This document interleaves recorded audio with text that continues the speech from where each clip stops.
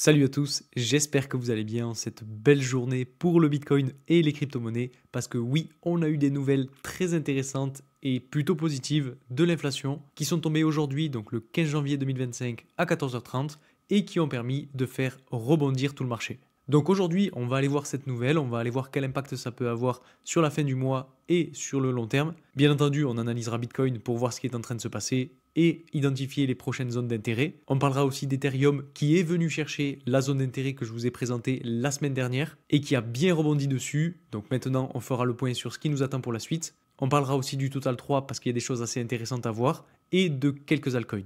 Alors pour commencer avec le Bitcoin, il faut avoir en tête quelque chose de très important, c'est que le Bitcoin est toujours sur une tendance baissière.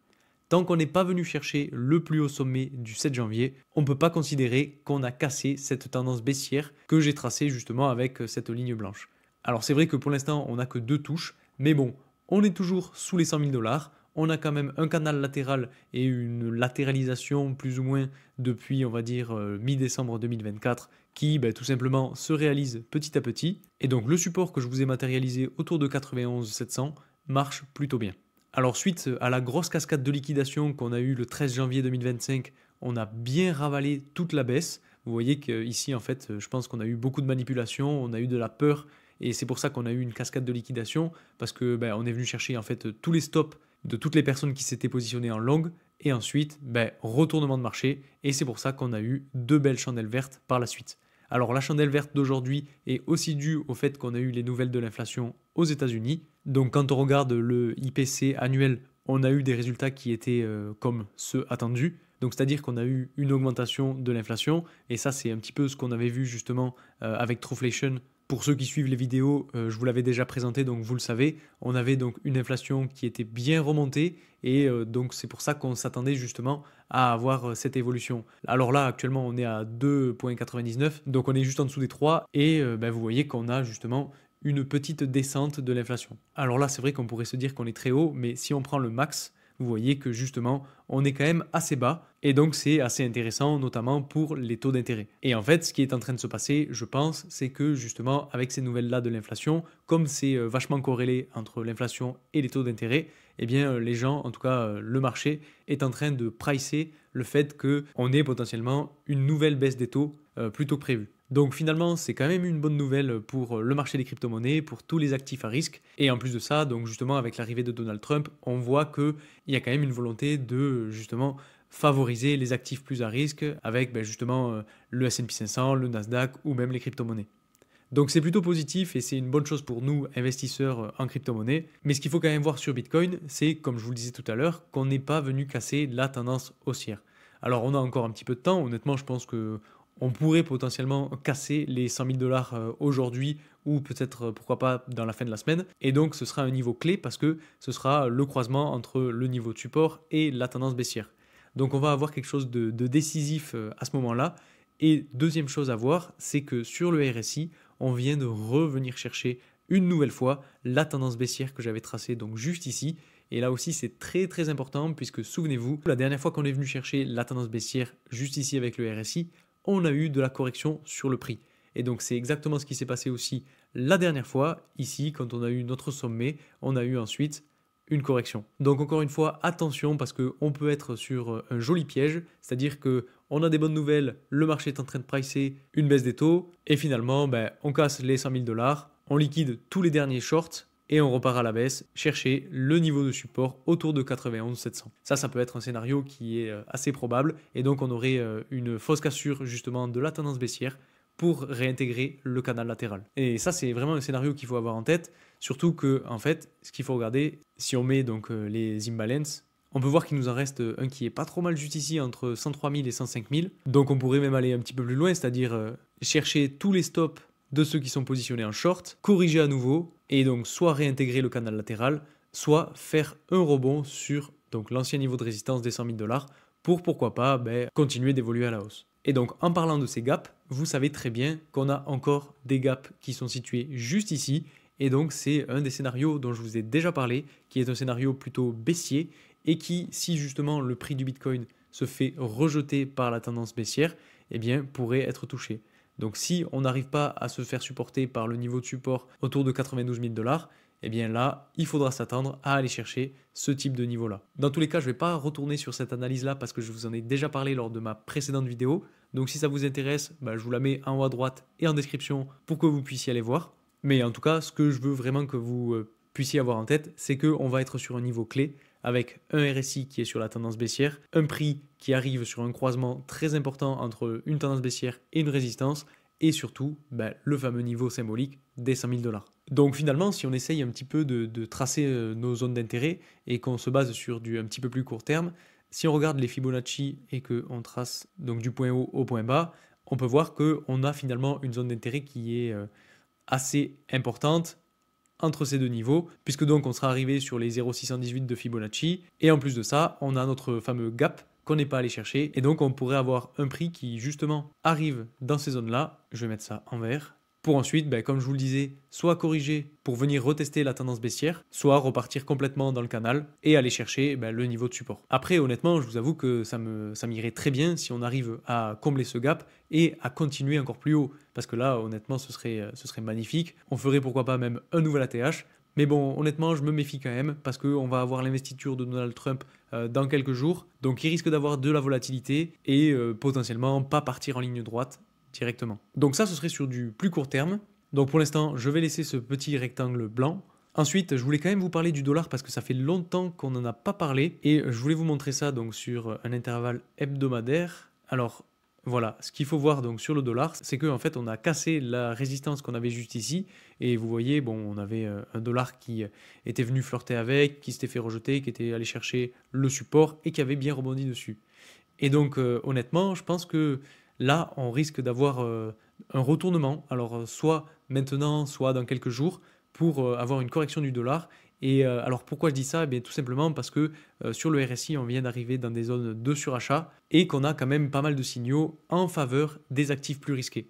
Donc comme on a un petit peu des vases communicants entre le dollar et les actifs plus risqués comme le S&P 500 et le Nasdaq et les crypto-monnaies, eh bien en fait, tout simplement, quand on a de l'argent sur le dollar, on n'en a pas sur les actifs risqués et donc les actifs risqués corrigent. Et inversement, quand on a de l'argent sur les actifs risqués, eh bien on n'en a pas sur le dollar et le dollar corrige. Et donc tous les signaux comme par exemple la baisse de l'inflation, la baisse des taux d'intérêt, permettent justement aux investisseurs de se relancer, de réinvestir sur des actifs plus risqués et donc de faire corriger le dollar. Donc pour l'instant, tous les éléments vont dans notre sens et vont dans le sens d'un fameux bull run ou en tout cas d'une fameuse phase euphorique de ce bull run en 2025. Et donc, si on regarde ce qui s'est passé récemment sur le S&P 500 et le Nasdaq, alors sur le S&P 500, pour ceux qui ont vu la dernière vidéo, vous savez que j'avais mis donc une zone d'intérêt à ce niveau-là. On est allé la chercher. Alors, on n'y est pas resté très longtemps puisque si je me mets en journalier, vous voyez qu'on a eu donc une seule mèche de chandelle le 13 janvier qui est venue chercher ça. Mais en fait, on est venu chercher justement le gap dont je vous parlais. Et donc maintenant, il a été comblé. Alors, on l'a comblé rapidement, on est remonté, et en fait, aujourd'hui, vous voyez qu'on a une belle chandelle verte qui est finalement induite par les nouvelles de l'inflation. Et donc, sur le Nasdaq, on a un petit peu la même chose, sauf que pour le coup, on n'est pas allé chercher la zone d'intérêt dont je vous parlais, on a tout simplement rebondi sur le niveau de support que j'avais tracé juste ici, donc c'est aussi une bonne nouvelle. Par contre, attention, parce qu'on est toujours sur la tendance baissière. Alors, cette tendance haussière, je vais la supprimer. Mais donc voilà, on a bien cette tendance baissière en blanc et un petit peu comme pour Bitcoin, on n'est pas venu la casser. Donc là actuellement, si on regarde, on est venu chercher un gap. Enfin, je suis pas sûr qu'on soit venu totalement le chercher. Non, on n'est pas encore venu le combler. Mais bon, en tout cas, ça peut peut-être être fait aujourd'hui pour aller chercher la tendance baissière et continuer dans cette espèce de triangle entre le support et la tendance baissière. Et ensuite prendre une décision soit haussière, on casse la tendance, soit baissière, on va chercher la zone d'intérêt. Dans tous les cas, je pense que le Nasdaq va être un très très gros indicateur pour le marché des cryptos parce que généralement, quand on a un Nasdaq qui évolue à la hausse, eh bien, on a des crypto-monnaies qui elles aussi évoluent à la hausse et inversement. Donc pour l'instant, j'ai envie de dire, il n'y a rien d'alarmant. Il va falloir quand même faire attention parce qu'on va approcher d'une zone qui va être décisive. Quand on regarde le RSI, je vous avoue que c'est très compliqué d'estimer les choses parce qu'on est un petit peu en milieu de canal, on n'est pas dans des zones de surachat, on n'est pas dans des zones de survente, on est quand même sur une tendance baissière, mais bon, c'est pas non plus ultra significatif. Donc à suivre, honnêtement, sur le Nasdaq, j'ai pas trop de solutions là-dessus. Si on continue avec Ethereum, sur Ethereum, eh ben là, c'est très très propre puisque, d'ailleurs, je vous en ai parlé sur Telegram, on est venu chercher la zone d'intérêt lors de ce fameux 13 janvier 2025, là où on a eu la grosse cascade de liquidation.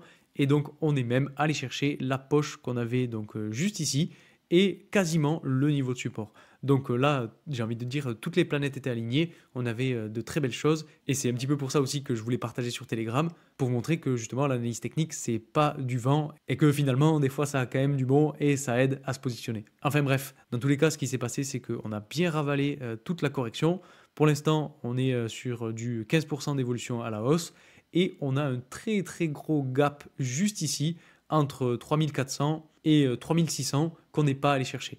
Donc bon, ce serait quand même assez logique, comme on n'en est pas très loin, de venir le chercher, surtout qu'en plus le niveau de support a été bien cassé à la hausse, et donc pourquoi pas justement continuer d'évoluer à la hausse, et donc combler ce gap et aller chercher la résistance. Alors ça peut se faire si justement on a une évolution à la hausse qui se fait notamment sur Bitcoin, avec pourquoi pas une cassure des 100 000 dollars. Mais par contre, si on n'arrive pas à casser les 100 000 dollars sur Bitcoin, qu'on galère, qu'on continue à corriger, et bien là, sur Ethereum, alors peut-être qu'on ira plus franchement chercher la zone d'intérêt juste ici, avec pourquoi pas une clôture de chandelle dans cette zone-là. Pour le coup, sur le RSI, on a aussi une tendance baissière, mais qui, cette fois-ci, n'est pas touchée encore. Donc, on a peut-être un petit peu de marge pour justement aller chercher ce gap. Dans tous les cas, je pense que ça va être à surveiller et on pourrait, pourquoi pas, avoir une petite décorrélation sur les prochains jours entre l'évolution du Bitcoin et l'évolution d'Ethereum. Ce qu'il faut voir aussi, c'est qu'on a quand même toujours une espèce de tendance baissière. Alors, je pourrais, pourquoi pas, la tracer comme ça ou alors même la tracer comme ça. Dans tous les cas, on va avoir un niveau de résistance dans pas très longtemps sur Ethereum si on continue d'évoluer à la hausse. Et donc une décision haussière ou baissière qui va être importante elle aussi. Et je pense justement que cette décision pourrait être prise par le marché lors potentiellement de l'investiture de Donald Trump, là où on risque d'avoir pas mal de volatilité. Dans tous les cas, ne vous en faites pas, je vous tiendrai au courant. Et d'ailleurs, pour ceux qui découvrent la chaîne, si ça vous intéresse d'avoir les infos, n'hésitez pas à vous abonner. N'hésitez pas aussi à aller rejoindre mon canal Telegram sur lequel je vous partage quasiment tous les jours des infos sur le marché. Donc pour ceux que ça intéresse, c'est très simple et c'est totalement gratuit. Je vous vends pas de formation ou quoi que ce soit. Je vous partage simplement gratuitement tout ce que je fais. J'essaie d'être le plus transparent possible avec vous sur mes investissements en crypto. La seule chose que je vous demande, eh bien, c'est tout simplement, si vous aimez mon contenu, de vous abonner, de mettre un like, de commenter et même de partager cette vidéo parce que ça m'aide beaucoup et ça donne de la force pour continuer. Enfin bref, si on continue maintenant et qu'on va voir ce qui se passe sur le Total 3, parce que je vous ai dit qu'on en parlerait, on a aussi quelque chose qui va être décisif, puisque sur le Total 3, vous voyez qu'on est venu chercher cette fois-ci la tendance baissière. Donc on pourrait avoir potentiellement une cassure de cette tendance baissière pour cette fois-ci aller chercher la résistance à ce niveau-là, et pourquoi pas même déclencher la all season.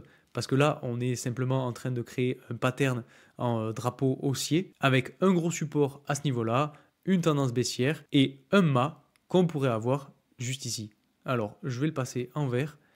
Et donc, généralement, ce qu'on dit, c'est que à la sortie du triangle, on reporte le mât pour avoir l'objectif. Et donc, si on regarde, ça voudrait dire qu'on aurait un objectif à ce niveau-là. Et donc, ça voudrait tout simplement dire qu'on lancerait notre alt season. Et donc, si je dézoome encore plus, je vous rappelle que l'objectif, il est ici, sur cette phase de bull run. Donc honnêtement, ça m'étonnerait pas du tout. Là, pour le coup, on a un RSI qui est quand même plutôt haussier, j'ai envie de dire, même si on a eu une phase baissière à ce niveau-là. C'était normal, il fallait de la correction sur ces gros mouvements haussiers qu'on a eu ces derniers temps. Alors, je vais supprimer ça, mais vous voyez, juste ici, on avait fait une belle phase haussière qui nous avait permis de gagner presque 100% sur le Total 3. Donc je vous le rappelle, le Total 3, en gros, c'est la capitalisation boursière totale de toutes les crypto-monnaies hormis le Bitcoin et Ethereum, donc en gros les altcoins. Et donc suite à cette grosse phase d'évolution à la hausse, c'était normal d'avoir de la correction ou en tout cas de la latéralisation pour, avec cette volatilité, sortir un petit peu tous les plus faibles du marché,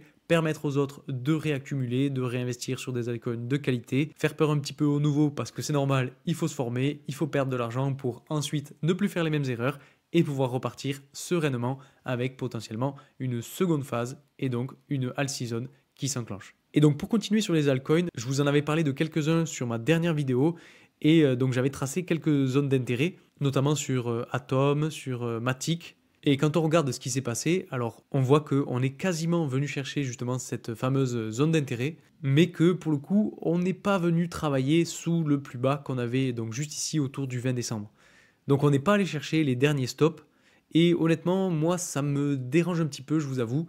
Donc Bon, c'est vrai qu'on a eu un joli rebond sur de nombreuses crypto-monnaies, mais bon, on a quand même des choses qui nous attendent un petit peu plus bas. Donc honnêtement, bon, je suis pas totalement convaincu, je vous avoue. En plus de ça, bon, on est toujours sur une tendance baissière, par exemple sur Atom, parce qu'on n'est pas allé chercher le dernier plus haut qu'on a fait le 7 janvier. Et tant que c'est pas le cas, on peut pas crier victoire.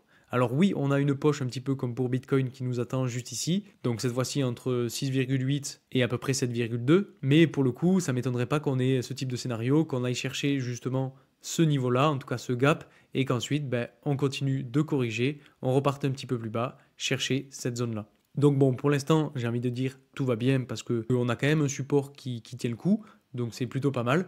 En plus de ça, on a un RSI qui est en train de faire un semblant de tendance haussière, qui est potentiellement reparti d'ailleurs. Donc là aussi, pour le coup, ça peut être pas trop mal. En plus, bon, on est toujours sur le niveau des 0,618 de Fibonacci, qui est généralement un niveau de support et qui peut faire rebondir le prix. Et donc là, on a un petit peu le même type de configuration sur les autres altcoins que je vous ai présentés lors de ma dernière vidéo. Donc comme par exemple Polygon, là qui pour le coup, lui, est allé chercher la zone d'intérêt. Donc bon, vous voyez que c'était pas significatif, mais on est allé chercher plus bas que le dernier plus bas du 20 décembre.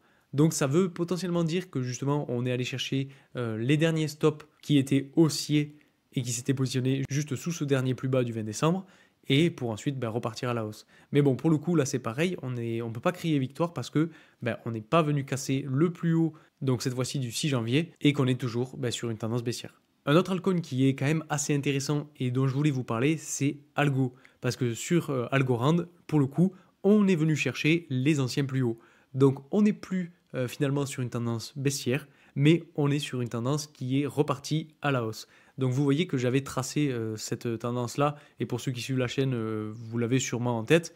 Et donc peut-être que je pourrais même la tracer un petit peu autrement, plus proprement même, comme ceci. Voilà, là on a vraiment des mèches de chandelle qui viennent taper juste cette tendance haussière, avec un fake out ici le 13 janvier pour sortir tous les longs, venir chercher des stops et ensuite repartir à la hausse.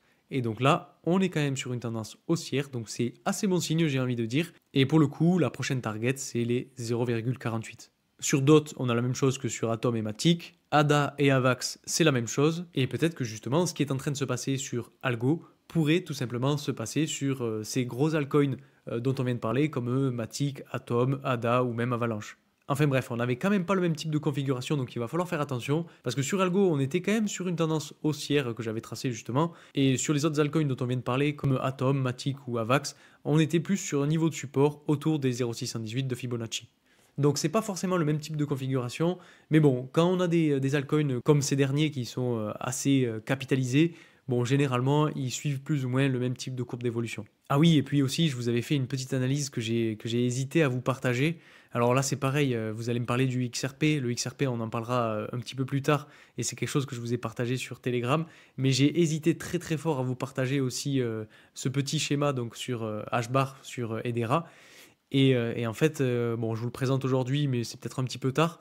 En gros, on avait la même chose que sur XRP, c'est-à-dire que on avait donc une tendance baissière, une tendance haussière, donc une espèce de triangle qui était formé et qui pouvait annoncer justement une sortie à la hausse. Et donc ce que j'ai fait, c'est que j'ai reporté justement le scénario qu'on avait eu juste ici, donc l'enchaînement de chandelles qu'on avait eu plus ou moins entre fin novembre et début décembre, pour le reporter sur la fin du triangle.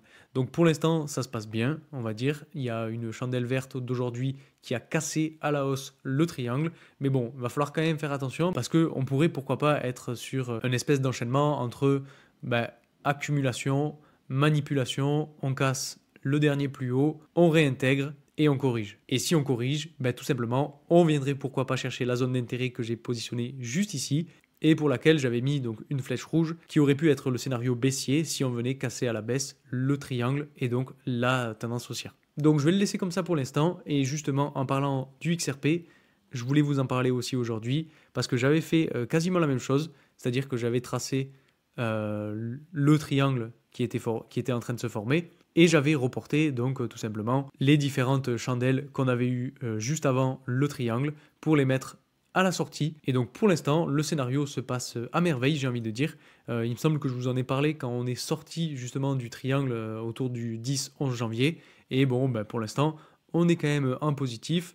tout se passe bien. On fait à peu près 25% de hausse. Mais encore une fois, attention parce que si on est sur cette espèce d'enchaînement entre accumulation, manipulation, réintégration et distribution, eh bien là, on pourrait se retrouver à aller chercher des niveaux d'intérêt sur les gaps qu'on a laissés un petit peu plus bas, autour des niveaux qui sont en dessous des plus bas du 10 décembre et du 20 décembre. Enfin bref, honnêtement, je l'espère pas parce qu'on a quand même une bonne dynamique sur les altcoins. Donc pourquoi pas finir le mouvement, aller chercher les 4 dollars et laisser XRP complètement exploser. Ça, ce serait vraiment magnifique. Ah oui, je voulais aussi vous parler du Kaspa. Le Kaspa dont je vous avais déjà parlé plusieurs fois. Et il me semble que je vous en avais même parlé quand on était allé chercher les zones de survente. Alors on n'est pas vraiment venu les chercher, mais on était très très proche, un petit peu comme ce qui s'est passé juste ici. Et ensuite, on a bien rebondi. Et là, justement, vous voyez qu'on est allé chercher, en tout cas, on est en train de batailler avec tous les gaps qu'on a juste ici. Donc, on a une grosse zone d'intérêt à ce niveau-là. Et justement, si on trace les Fibonacci sur la baisse, on pourrait même, pourquoi pas, s'attendre à aller chercher cette zone-là. Alors là, du coup, c'est un petit peu moins flagrant parce qu'on n'a pas de gap réel. Je vous avoue que moi, je serais plus sur une target autour du niveau de résistance que j'ai matérialisé juste ici en bleu, au niveau des 0,5 de Fibonacci, surtout qu'en plus c'est là où on aura notre dernier gap. Donc pour l'instant on en a comblé un, on a quasiment comblé le deuxième et il nous en reste un troisième. Donc la tendance est haussière, donc tout va bien, en tout cas sur du journalier. Qu'est-ce que je voulais vous montrer d'autre après? Ah oui, je voulais vous parler de Pendle aussi. Pendle, très très important. Je ne voulais pas encore partager sur Telegram, mais je voulais vous en parler. Et justement, pour ceux qui n'ont pas Telegram, vous avez l'info même avant les autres d'ailleurs. Je voulais vous en parler parce que là, c'est très très important ce qui est en train de se passer en fait sur toute la hausse. Alors je vais dézoomer parce que là, c'est un petit peu dégueulasse. On va enlever les gaps, voilà, ce sera un petit peu plus clair. Si on regarde les Fibonacci, donc sur toute cette phase haussière, on peut voir que justement le prix est venu chercher donc le niveau des 0,618 de Fibonacci et en plus de ça, il est venu rebondir sur un support qu'on avait matérialisé donc juste ici. Et le point le plus important, c'est qu'on a un RSI qui est quasiment allé chercher des zones de survente. Et la dernière fois qu'on est allé aussi bas sur le RSI, c'était à ce niveau-là. Et vous voyez ce qui s'est passé. On a eu une évolution à la hausse sur Pendle de plus de 300%. Donc là aussi, pour le coup, je vous avoue que moi, je me suis repositionné. On a eu, si je zoome un petit peu plus, une mèche juste ici qui a permis de liquider pas mal de monde. Et ensuite, on est reparti à la hausse. Alors, on est toujours sur une tendance baissière. Là, on ne peut pas le nier. Si je la trace d'ailleurs, on pourrait potentiellement et grossièrement avoir quelque chose comme ça. Donc c'est vrai que si on suit la logique, on pourrait pourquoi pas attendre d'avoir une confirmation de cassure de la tendance baissière pour se positionner. Mais honnêtement, moi je me suis repositionné sur Pendle parce que d'un, c'est une crypto-monnaie que j'aime beaucoup. De deux, je trouve qu'ils ont un très beau projet. Et de trois, il y a beaucoup de caractéristiques techniques qui permettent de dire qu'on n'est pas loin d'avoir un point bas ou qu'on a déjà fait un point bas. Il y a le IMX aussi qui est assez intéressant. Bon, je vous en ai pas encore parlé non plus sur Telegram, mais bon, vous avez l'info sur YouTube aujourd'hui. Mais en gros, ce qu'il faut regarder, c'est que avec la mèche donc du 13 janvier, on est allé chercher la tendance haussière qu'on a juste ici. Et en fait, même, on est allé chercher le niveau de support matérialisé par ce niveau orange. Et donc, on est ensuite reparti à la hausse. Donc, encore une fois, il y a une tendance baissière. Il ne faut pas le négliger. Mais bon, on est sur des supports très importants pour faire rebondir le prix. Et donc, pourquoi pas, de très belles occasions pour se positionner. D'ailleurs, justement, par rapport à ça, et c'est aussi une des choses que je vous demande si jamais vous n'avez pas encore de compte de trading, c'est de passer par mon lien de parrainage pour la plateforme BitGet, qui est la plateforme que j'utilise personnellement pour tous mes investissements. Et en gros, avec mon lien de parrainage, ça vous permet d'avoir des réductions sur tous vos frais de transaction. Et donc, vous l'aurez compris, ça me permet aussi de prendre un petit pourcentage. Et donc, ça permet de soutenir la chaîne. Donc, si mon contenu vous plaît, que mon travail vous plaît et que vous suivez la chaîne, c'est aussi une façon de me remercier parce que, encore une fois, je vous livre tout ça gratuitement sur les réseaux. Donc bon, je vais m'arrêter là pour aujourd'hui. Je vais pas vous partager toutes les cryptos sur YouTube sur lesquelles je suis en train de recharger. Je vous partagerai ça assez rapidement sur Telegram. Donc pour ceux qui sont sur Telegram, restez connectés. Pour les autres, vous avez le lien pour le rejoindre en description. Donc toujours pareil, si ça vous intéresse, allez-y, venez nous rejoindre. J'espère que j'ai rien oublié. Si vous avez des infos complémentaires, si vous avez des questions, si vous avez des avis à partager, mettez-les en commentaire de cette vidéo. Je répondrai à tout le monde. Bien évidemment, si vous avez aimé cette vidéo, n'oubliez pas le petit like parce que ça fait toujours plaisir. N'hésitez pas aussi à vous abonner si vous voulez suivre mon travail. Je vous remercie encore pour tout votre soutien. Je vous souhaite une bonne soirée et je vous dis à très vite pour une nouvelle vidéo. Salut!